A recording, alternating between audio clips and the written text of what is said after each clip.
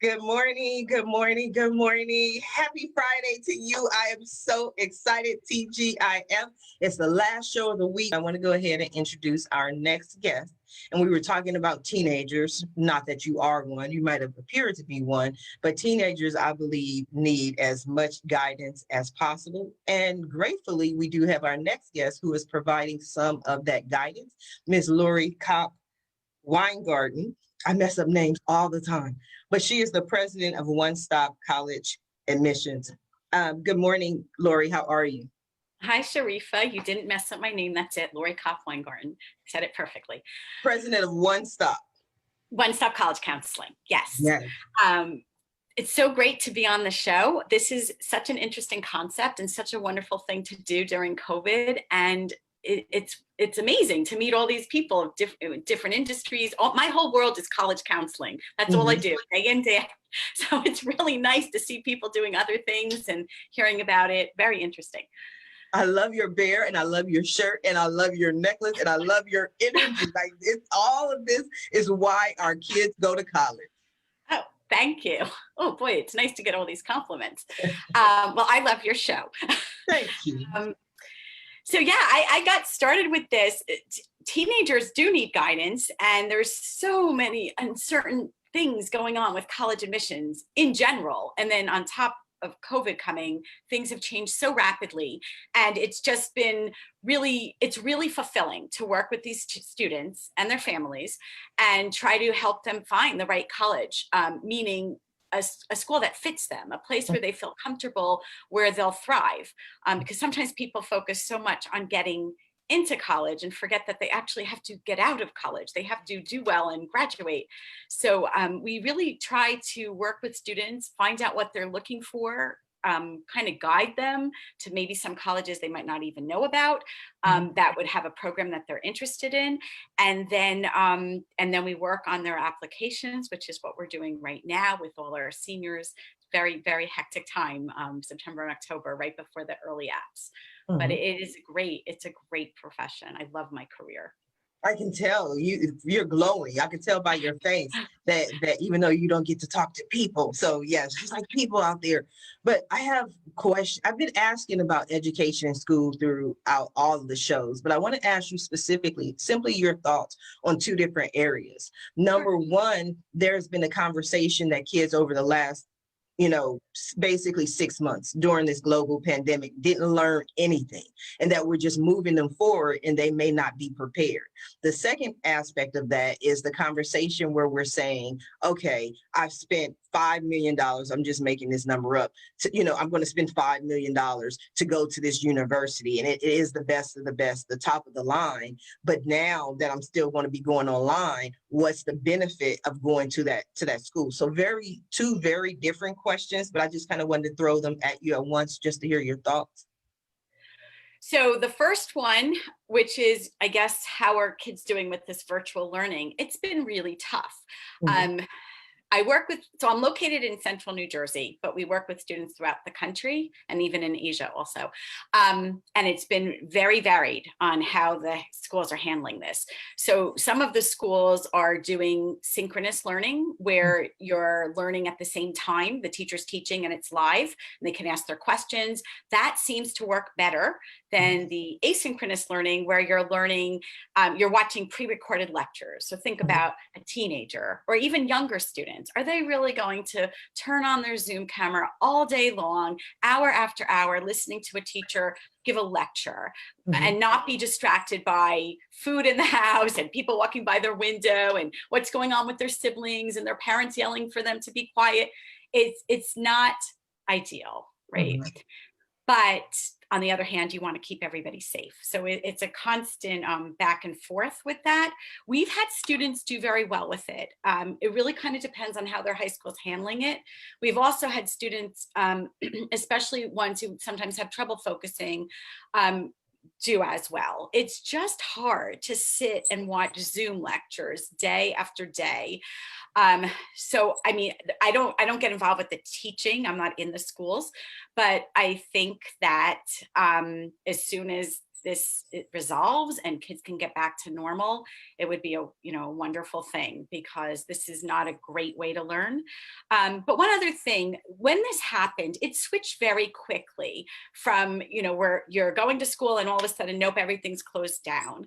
So I think what happened is teachers who had no idea what Zoom even was or whatever platform they're using, they didn't know how to handle this. So it was very haphazardly done. Right now, for the schools that are online, so some of my students are actually going in person, some of them are online. It's better. It is definitely better. They had all summer to learn how to teach virtually for the ones that are doing it. And for the ones in school, you know, they're wearing masks. You can't see people's expressions. You know, there are pros and cons to both. So that's, you know, I can't solve that problem. Hopefully there'll be a vaccine and things will get back to even a new normal, but some kind of normal. That would be great. But I want to cut you off, but specifically, I know we can't solve that problem, but have you seen a concern where people are, you know, maybe they don't feel ready because, you know, they didn't have all the learning that they typically would have had, especially our seniors, you know what I mean? To be a senior in the last year and you haven't done any work except for remote learning. And I discussed this on a show, and I was discussing my aunt who had her granddaughter with her during this time frame, and her granddaughter's school emailed her a packet for 3 weeks.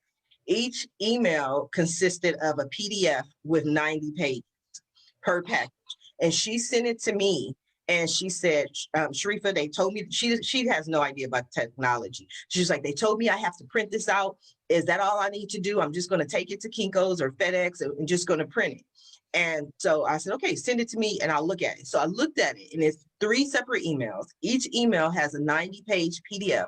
So I called her and I said, okay, you do realize that 90 pages, 3 separate packages at about 75 cents per page is going to cost you.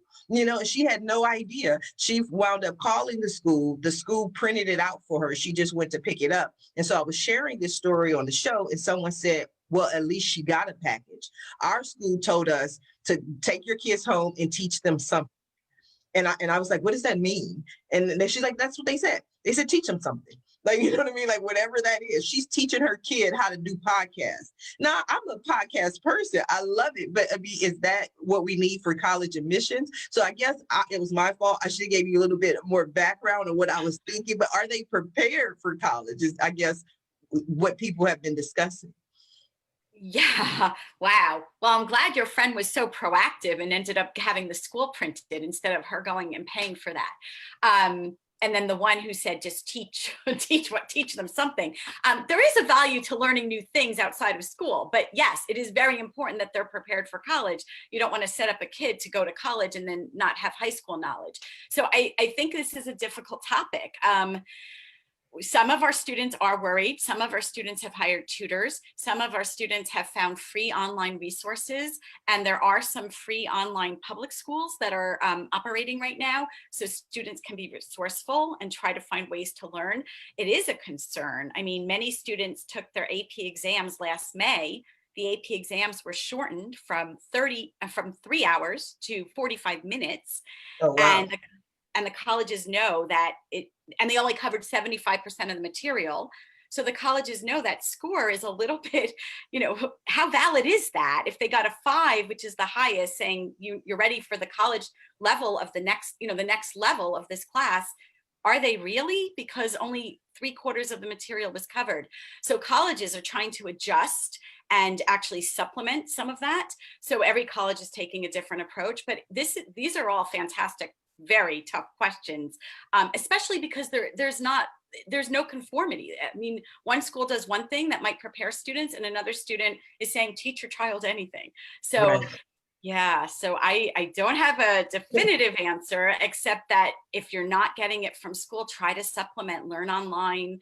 There are plenty of free materials to be had on the internet. Yeah, no, I love hearing thoughts. That's why I always phrase the question, what are your thoughts? What are your opinion? And that's what you gave us. And that, yeah, I appreciate that. And a lot of information, which is key. Use your resources. We are living in an age of technology, but it's just loving what you do. And everybody who loves what they do is not an entrepreneur like Lori. Lori, you are an entrepreneur because you're a business owner, but you have a particular focus. You're not one of us who's like all over the place trying to do a million different things. But I do want to get an opportunity to re-ask that second question because I threw a whole lot at you at once.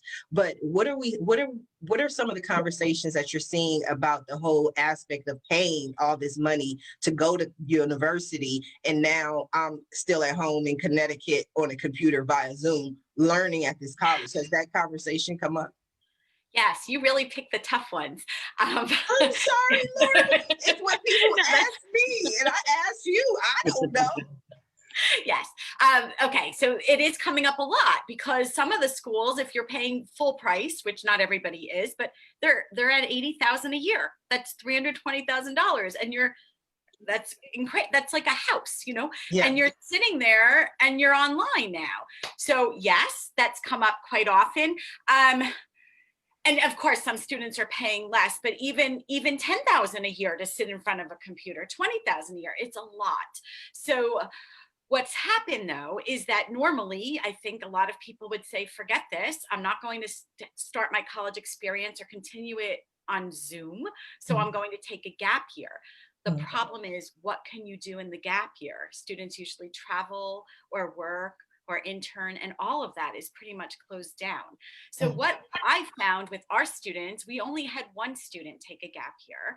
We had a few students think about it very seriously because a lot of colleges changed their plans at the very last minute. So they kept saying, we're opening, we're opening, we're opening, we're on campus. And with a week to go, oh, sorry, we're not going to open. So some students have actually gone to the campus, moved off campus, created their own little pods, and they feel that even though the classes are online, if they're just with a certain group of students who they can trust to not have risky behavior, they're going to try that. But it's a big question. So if you stay home, there's an opportunity cost there because you're going to graduate a year later. You lose a whole year of income, and you're not graduating with your class. It's really, again, tough question, Sharifah. Most of our students have gone or are doing it online and hoping that in January they'll be back on campus. For the ones who couldn't go. Just difficult. Again, so I don't have a definitive answer. No, it's okay. It's causing some issues. A few of the schools have discounted tuition 10% because of it. Is that really enough? I mean, I don't know. It's a lot of money. But you are still with your classmates. You still have the energy and the intelligence of the professors who are communicating the material. So is it as good? Probably not. But it's the best they can do. And the majority of, at least our students, have decided to start this way and just kind of hope and cross their fingers it's going to get better. But that's wonderful because in a pandemic or out of a pandemic, I personally, my children are 23 and 26. And my son wanted, even before this, he wanted to do a gap year. And I told him, I said, son, people tend not to come back after a gap year. They tend to be off in life, enjoying life. Like, why stop then and go back to school? It's easier to just kind of push through it. That was my advice as a mom. So I'd love to hear your thoughts on that. Maybe I'm wrong. Maybe people can just do a year and then come back, or what are your thoughts? So actually, gap years the research on gap years has been phenomenal. I mean, the outcomes, kids go away and they kind of learn life. They've been in school, taken care of by their parents, just going to school. That was their whole job. And then they take a gap year and they actually experience life. So for many kids, not all, but for many, they really kind of grow up in that year and they come back ready to work, they have a goal. Sometimes it's very different from what they thought they would study in high school. When they thought what they thought in high school they would study in college, they've been a year in the world. I wouldn't take like a gap 5 years, but a gap year can be really valuable.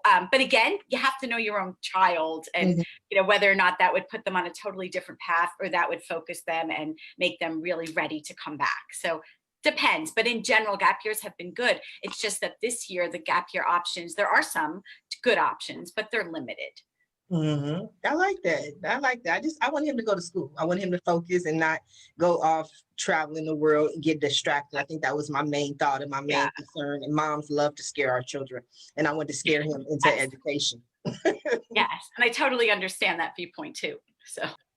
Lori, what do you have for us?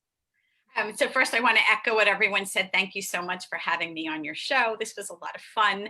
It broke up my day of reading essays, high school senior essays, applying to college. I guess my main thing is for people interested in college admissions, worry about what you can control. There's so many things due to COVID right now that you cannot control. Standardized test taking and taking your classes online and not being able to visit colleges because they're closed to visitors. So what I do is I help people kind of navigate this process and do it the best that they can, even with these circumstances. But if you just want information, you could go to our Facebook page, One Stop College Counseling. We post a new article every day at 8 in the morning, scheduled in advance. It will really give you some insight into what's happening in the process. And if you go to our website, also once you could just Google One Stop College Counseling, you could sign up for our mailing list and you will get great tidbits on the college admission process. I like that. Thank you, Lori.